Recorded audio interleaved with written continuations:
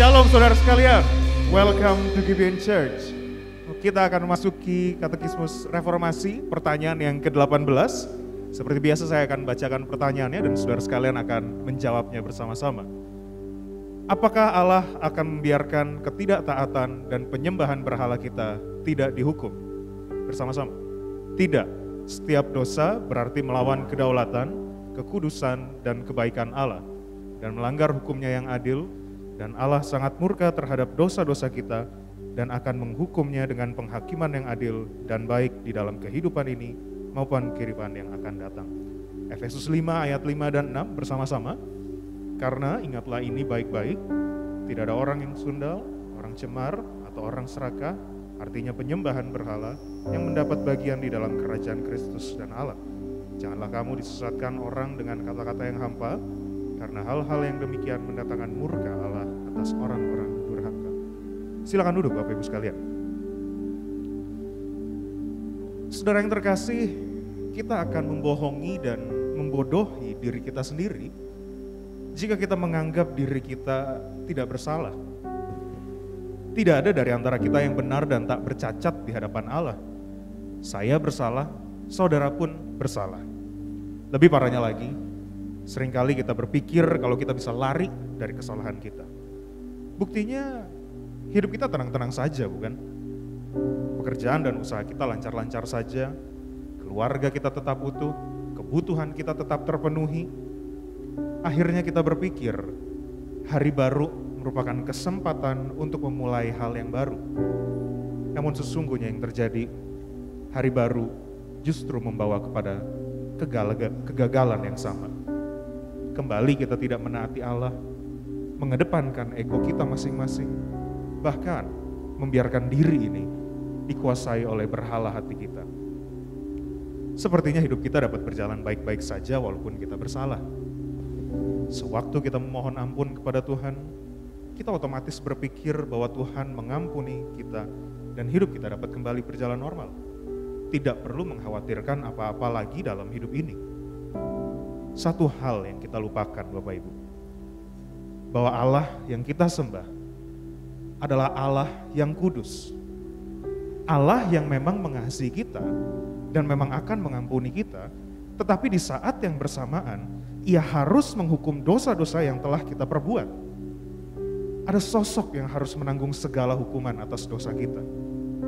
Itu sebabnya Allah yang adil dan kasih itu melimpahkan seluruh hukuman dosa kita kepada pribadi Yesus Kristus.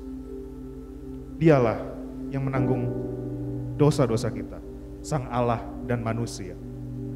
Kita tidak perlu menanggung sendiri hukuman dosa kita. Kristus telah menanggung semuanya. Sungguh anugerah yang luar biasa yang telah kita terima. Benar bahwa kita semua di sini bersalah di hadapan Allah. Benar bahwa kita telah diampuni oleh Allah. Namun jangan sampai kita lupa bahwa hukuman yang seharusnya menjadi bagian kita telah dilimpahkan pada Kristus sewaktu Ia disalib. Biarlah ini juga yang menjadi bagian dalam memori kita, yaitu bahwa Kristus telah disalibkan demi menanggung seluruh hukuman dosa kita. Dengan memori ini dan pertolongan Roh Kudus, kiranya kita dapat terus menjalani kehidupan kita, Bapak Ibu, dengan penuh ungkapan syukur pada Allah yang telah menganugerahkan pada keselamatan pada kita. Terakhir yang ingin saya bagikan pada kita, melalui pengorbanan Kristus, kita akhirnya memiliki kepastian untuk masa depan kita. Bukan maut lagi yang akan kita terima sewaktu Kristus datang untuk menghakimi dunia. Sebaliknya, kehidupan kekalah yang menanti kita sewaktu Kristus datang kembali. Allah tidak lagi melihat kesalahan-kesalahan kita, tetapi Allah melihat darah Kristus yang telah membasuh dan menyucikan kita. Marilah kita bersama berdiri dan kita menaikkan ucapan syukur kita kepada Tuhan. Saya berikan kesempatan untuk kita boleh menaikkan doa ucapan syukur kita secara pribadi kepada Tuhan sebelum kita berdoa bersama.